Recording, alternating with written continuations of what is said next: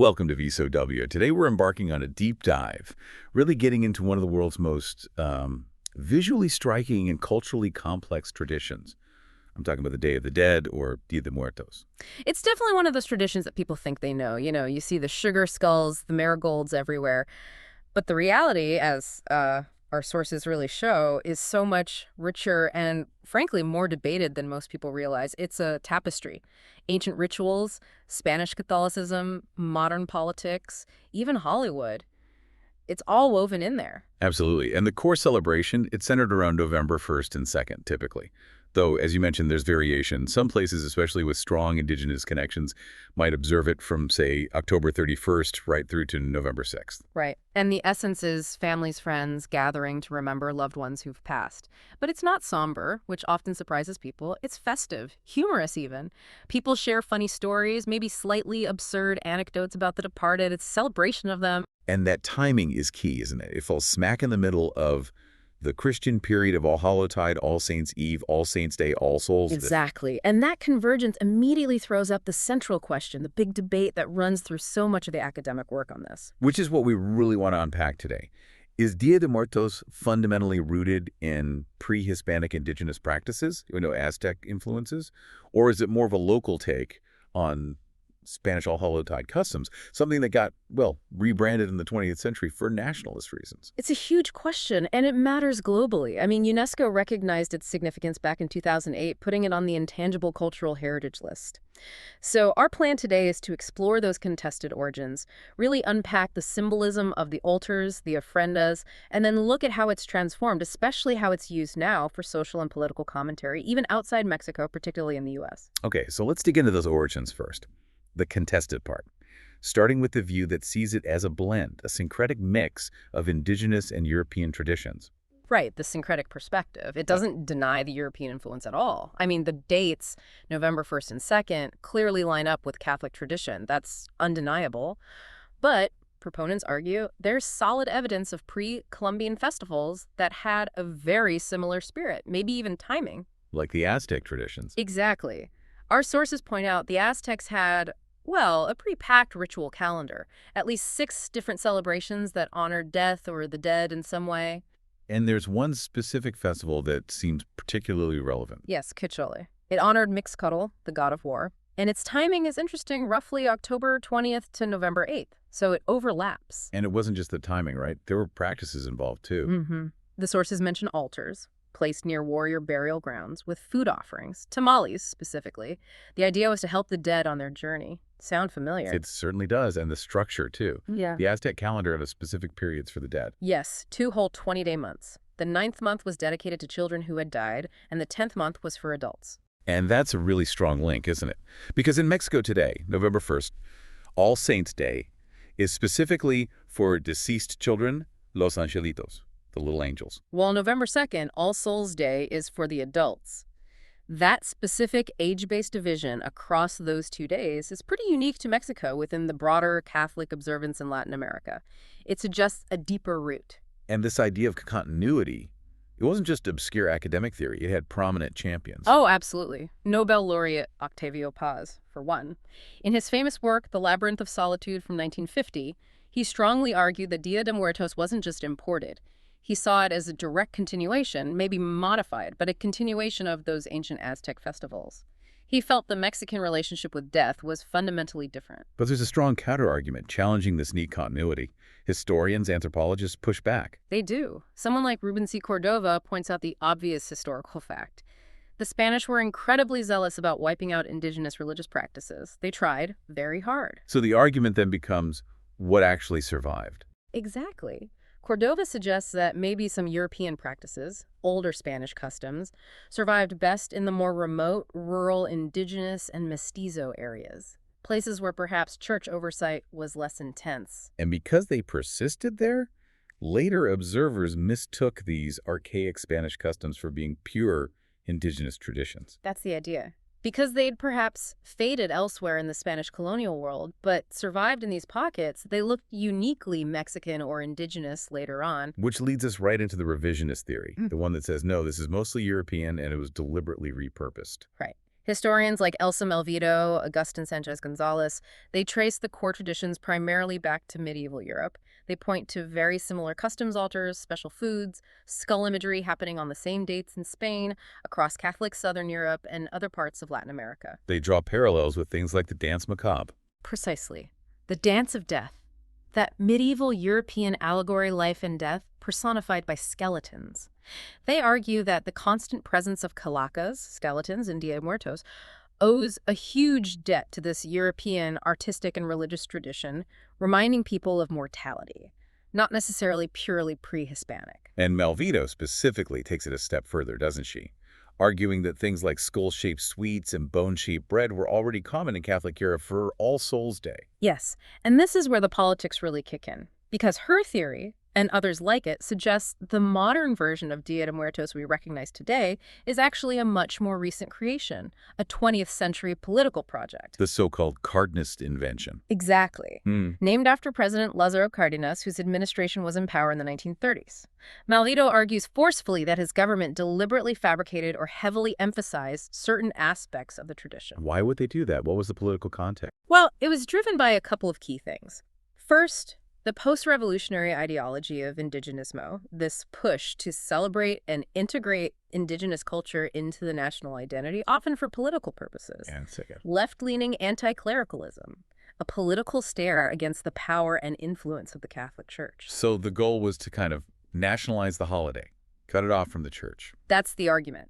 By really pushing the indigenous iconography, asserting this ancient pre-Hispanic origin story, the government could foster a strong sense of Mexican nationalism separate from the colonial Spanish Catholic past. And according to this theory, that fabricated native origin story is now basically taught as fact in schools. Yes, it's become institutionalized, reinforcing the holiday's status as the national symbol. It's a really powerful example of how culture can be shaped or even engineered for political ends. It makes you look differently at traditions we assume are ancient, like staying up all night at the cemetery, the velar. Oh, absolutely. The sources point out that practice seems to be a direct result of the reform laws under Benito Juárez in the mid-19th century. How so? Well, Juárez's laws secularized cemeteries. They forced families to move their ancestral tombs, their pantheons, out of church grounds and into these new civil cemeteries. Okay, so what did that lead to? It created a practical problem, especially for wealthier families. They'd set up elaborate altars and bring valuable offerings to the graveside. In these new, less secure public cemeteries, they worried about theft. Ah, so they needed guards. Essentially, yes. They started having servants stay overnight to guard the possessions on the altars. And over time, this practical security measure evolved into the spiritual tradition of the all-night vigil, the Villar, that we recognize today, born out of necessity, not necessarily ancient spirituality. That's fascinating. So, as Agustin Sanchez Gonzalez puts it, this nationalist project essentially stamped a seal of tradition onto practices that were, at their core, social constructs. Right. The argument is that the 20th century version of the Catholic Dia de Muertos selectively borrowed or emphasized certain elements that looked like ancient indigenous rites, giving the whole thing an ancestral sheen it might not have originally had, all to serve this modern nationalist story. Okay, so regardless of whether you lean towards the ancient roots theory or the more recent political invention theory, the absolute heart of the celebration today is the ofrenda, the altar. Definitely. Let's shift from the history debate to what these altars actually mean. They aren't just decorations, they are meticulously crafted private spaces. You find them in homes, schools, libraries, or right there at the grave itself. And their purpose is fundamentally an invitation. Exactly. An invitation for the souls of the departed to visit, to cross back over, even if just briefly, and hear the prayers, the memories, the words of the living. That's why they're loaded with specific things: favorite foods, drinks, photos, personal items of the person being remembered. Families put a lot of effort into these, sometimes preparing all year round, gathering items, working on decorations. Let's talk about some key elements. Maybe start with the most iconic visual, that vibrant orange flower. Ah, yes, the cempasúchil, the Mexican marigold, often called Flor de Muerto, the flower of the dead. The bright color is definitely important. It's visually arresting. But it's the scent, that strong, almost pungent aroma. That's what's believed to attract the souls, to guide them, like a fragrant landing strip leading them from the cemetery back to their family home. People even scatter petals to make a path. So scent is as crucial as color. Then there's the papal picado, the cut paper banners. Beautiful, intricate stuff, and its meaning is tied directly to its form. It's so delicate, so fragile. Symbolizing the fragility of life itself. Precisely, and the colors used often have meaning too purple for mourning or grief, white for hope, maybe yellow for the sun, red for life or blood. And those little holes cut into the paper. Tradition says they provide a way for the souls to travel through easily without getting caught. Another essential, maybe less flashy element is salt, usually placed in the shape of a cross. Salt serves a couple of vital functions, according to tradition. First, it's thought to quench the soul's thirst after their long journey from the afterlife. It's thirsty work, apparently. And second, Purification. The salt is believed to purify the souls so they won't be corrupted during their visit back to the world of the living. It's like a spiritual cleansing agent. and the photographs. There are strict rules about those, aren't there? Very strict. Only photos of the deceased belong on the ofrenda. The belief is quite strong. If you put a picture of someone living on there, the soul you're trying to invite won't be drawn to the altar. Or, even worse, some believe the living person's soul could somehow get trapped or unable to cross over properly later on. Wow. Okay. And the specific offerings, they reflect who's being honored. Absolutely. You'll see toys left out for children, los angelitos. For adults, maybe their favorite vices, a little tequila, mezcal, or pulque. Or perhaps atole, that warm corn drink. And comfort items, too. Yes, because the journey is supposed to be tiring, so often you'll see small pillows and blankets left out so the spirits can rest after they arrive. It's very considerate, really. Let's talk about the food, specifically the iconic items. Pan de muerto, the bread of the dead. Ah, yes, that sweet, soft bun. Instantly recognizable, the shape itself is packed with symbolism. The round top is often said to represent a grave mound. Yes, or sometimes the skull itself. And the decorations on top, those bone-shaped pieces, they usually represent the limbs of the deceased, often laid out in a cross shape. Sometimes they're arranged in a circle, which points to the cycle of life and death, a concept very central to Mesoamerican thought. And there's even finer details sometimes, like a little teardrop shape. Right, that's sometimes said to represent the tears of a goddess, Chimoma, associated with grief. It's incredibly layered. But here again, the history complicates the purely indigenous reading. It does. Our sources are pretty clear that this type of bread derives from the Spanish pan de animas, or soul bread, which was common across Spain and other Catholic regions like Sicily for All Saints and All Souls. And think about the ingredients: wheat, sugar, milk, butter, eggs. All post-Columbian. None were native to the Americas before the Spanish arrived. That's a pretty strong piece of evidence for the European side of the argument. Anthropologist Stanley Brandis made a great point about this, didn't he? He did. He basically said, look, there's no simple answer to the origins debate, but he pointed out the telling absence of a tortilla de muertos. The fact that it's pan de muertos bread really underscores the European origin of the bread form itself. Yet the way the food is used or thought about still feels uniquely Mesoamerican. That's the fascinating part, the belief that the spirits consume the spiritual essence of the food on the ofrenda. The living eat the physical food later, after the spirits have had their fill, but it's believed to be nutritionally empty by then because the essence is gone. That's a very particular worldview. And the other famous treat, calaveras, the skulls. Sugar skulls, or sometimes chocolate or clay. They're so cheerful, colorful, often with someone's name written on the forehead. You can give them as gifts to friends who are still alive, which is fun. It really flips the morbid image of a skull on its head, doesn't it? Completely. The bright designs are meant to represent the personality, the vitality, the uniqueness of the person who died. And the sugar itself, that symbolizes the sweetness of life. It's a reminder that death is part of that sweet cycle. And just quickly, a regional specialty worth mentioning, from the Yucatan. Ah, the mukbil palo, or peed chicken. It's basically a giant tamale masa, lard, chicken, or pork, spices wrapped in banana leaves, and traditionally cooked for hours in an underground pit oven, a peeb. It's a huge communal dish, feeding the family for days during the celebration. Okay, so let's transition now. We've looked at the history, the traditions. How has Dia de Muertos changed and been used in more modern times, especially in art, media, and politics? It's undergone a huge transformation, really moving from mostly private family observance into the public sphere. And probably the most famous symbol of this evolution is La Calavera Catrina. The elegant skull. She's everywhere now. But her origins weren't spiritual at all, were they? Not in the slightest. She was created around 1910 by José Guadalupe Posada, a brilliant Mexican printmaker and satirist. And it's important to note, Posada's work often drew more from European traditions like Goya's darker stuff or the dance macabre than from pre-Hispanic art. So what was Katrina originally meant to be? A critique, a piece of sharp social commentary. She was specifically mocking upper-class Mexican women, the Calavera Garbancera, as they were sometimes called, who were copying European fashions and essentially denying their own indigenous roots. The big fancy hat is key. So she started as satire against assimilation. How did she become this beloved national icon? That transformation is largely thanks to the famous muralist Diego Rivera. Right. His big mural. Dream of a Sunday Afternoon in Alameda Park from 1947. Rivera took Posada's Katrina and fleshed her out, literally. He put her center stage, dressed her in indigenous clothing, a Tecuana dress, a feather boa, and basically turned her from a critique into a symbol of Mexican identity, a nationalist emblem, really. And now she's just completely synonymous with Dia de Muertos. Totally. You see her in high art, tattoos, fashion, tourist souvenirs, even on COVID masks during the pandemic. It shows incredible cultural power and commercial power, too, of course. That move into public commentary is also reflected in a literary tradition, isn't it? The Calaveras Literarias. Yes, the literary skulls. These are short, funny, often rhyming poems, like mock epitaphs. People write them about friends, colleagues, politicians, celebrities, anyone, really. They usually describe the person's quirks or imagine funny scenarios where death or a skeleton comes to take them away.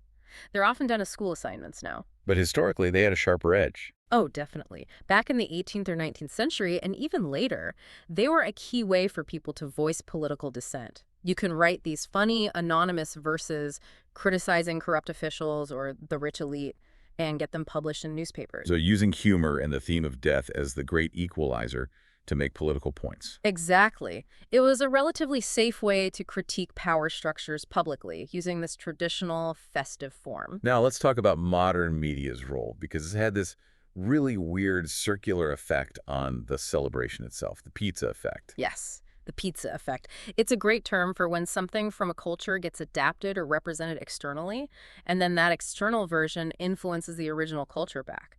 The classic example for Dia de Muertos is the James Bond film, Spectre, from 2015. Right. The opening scene, that huge, spectacular Day of the Dead parade in Mexico City. Absolutely massive. Skeletons, floats, thousands of people in costume. Visually stunning, the only thing was... It didn't exist. Not like that, no. There was no giant public parade like that in Mexico City at the time. It was completely invented for the movie. But the image was so powerful, so marketable. That the Mexican government, wanting to promote tourism and culture, basically said, hey, that looks good, let's do it for real. And the very next year, 2016, they organized the first official Dia de Muertos parade down the main avenue, Paseo de la Reforma. Wow. So Hollywood literally created a new major tradition in Mexico City. Pretty much. And hundreds of thousands of people turned up. It was a huge success, and now it's an annual event. That's the pizza effect in action. And then Disney Pixar's Coco came along in 2017. Right, which further cemented this idea of a massive, visually spectacular, community-wide celebration in the popular imagination globally. Coco was widely praised for its cultural research, and it presented this really beautiful, comforting vision of the afterlife linked to the holiday. This global media attention seems directly connected to how the holiday is observed and used, particularly in the United States. It changes quite a bit when it crosses the border, doesn't it? It really does. In the U.S., you see it shift from being primarily a private family ritual, though that still exists, of course, into something much more public, often secular, and frequently very political. And it expands in time, too, not just November 1st and 2nd. Often, yeah. You might see events, gallery shows, workshops happening over a whole month or even two, and a key function becomes asserting Latino identity, cultural pride, and often explicitly critiquing power structures or social injustices. You mentioned E.P. Thompson's idea of a moral economy earlier. How does that apply here? The idea is that these U.S. celebrations often use the traditional obligation to honor the dead as a way to make moral claims on the living, to challenge the dominant social order. It's like saying, our traditions demand respect for these lives and society is failing them. It turns remembrance into a form of protest. Can you get some examples of these politicized altars? Sure. There was one at Pomona State University honoring farm workers. Instead of traditional offerings, the students used things like wooden fruit crates, pesticide containers, bits of barbed wire fence. Sardonic offerings, really, highlighting the harsh realities, the exploitation faced by those workers, a demand for dignity. That's powerful. Any others? There was an incredibly moving one in San Francisco for AIDS victims. Activists created an altar using 30,000 matches, each one painstakingly peeled by hand to represent the 30,000 people, largely people of color, who had died from AIDS at that point. 30,000 matches peeled. The labor involved. Incredible, isn't it? And then on November 2nd, they ceremonially burned the altar. It was both a memorial and a very clear political statement demanding more research funding and recognition of the crisis. So the altar becomes a site of activism. Definitely. We've seen community vigils in places like Santa Monica protesting gang violence.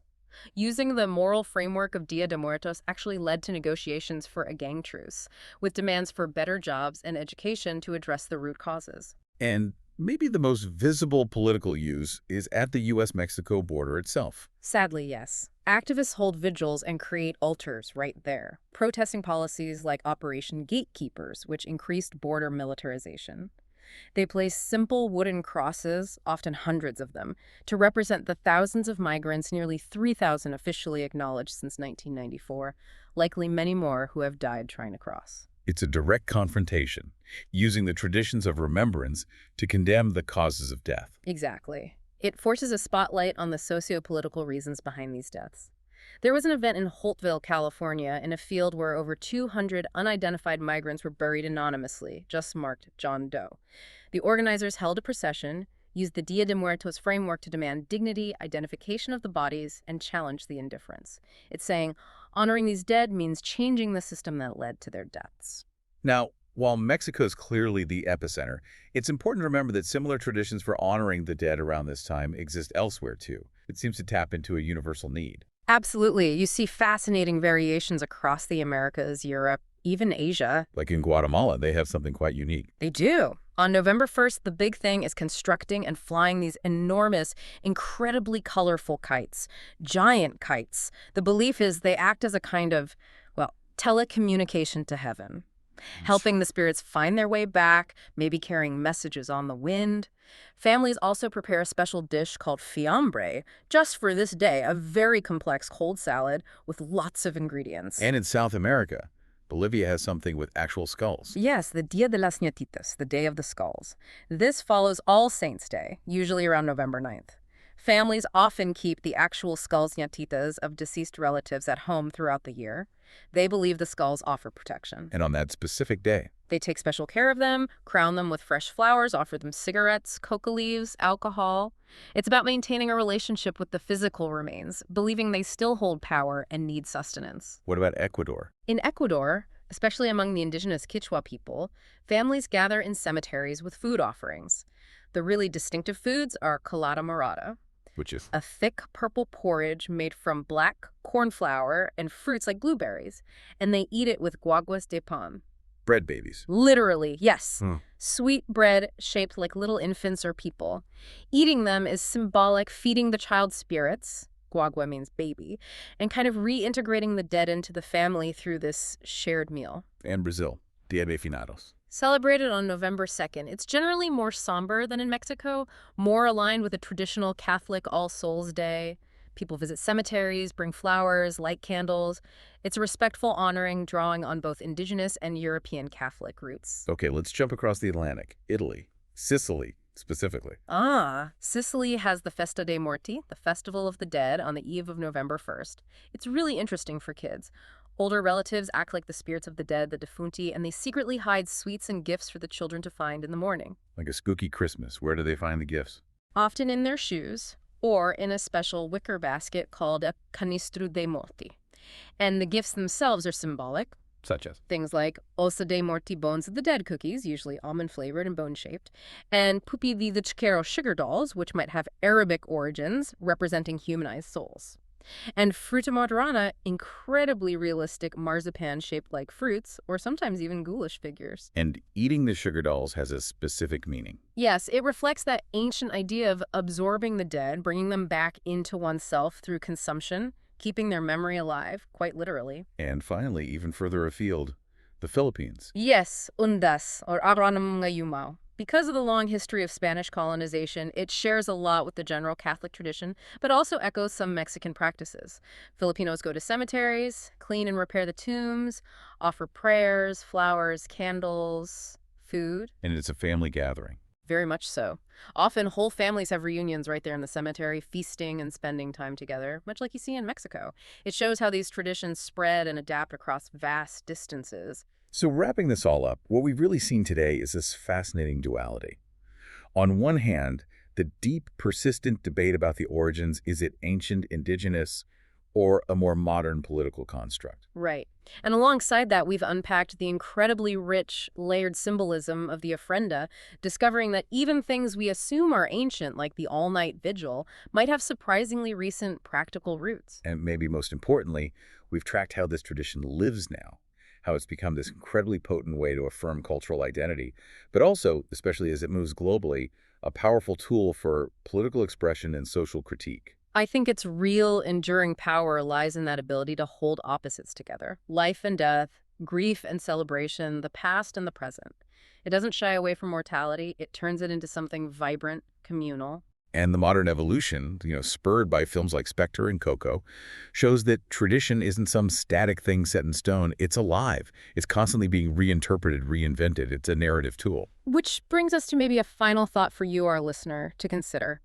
Think about La Catrina again. Her journey starts as satire against Mexicans copying Europeans. Then Rivera turns her into this nationalist icon of indigenous pride. And now, she's everywhere, a global commodity on T-shirts and mugs. Does this constant reinvention, this commercialization, does it ultimately strengthen the tradition? Or does it maybe dilute the core spiritual meaning, the weight of actually remembering the dead? That's a really complex question to leave things on. It definitely gives us something to think about. Thank you so much for joining us on this deep dive into the many layers of Dia de Muertos. We hope you found it insightful. If you did, please do subscribe, like this deep dive, and maybe leave us a comment letting us know what other piece of history or culture you'd like us to explore next time. Thank you for listening to VSOW. We look forward to diving deeper with you again soon.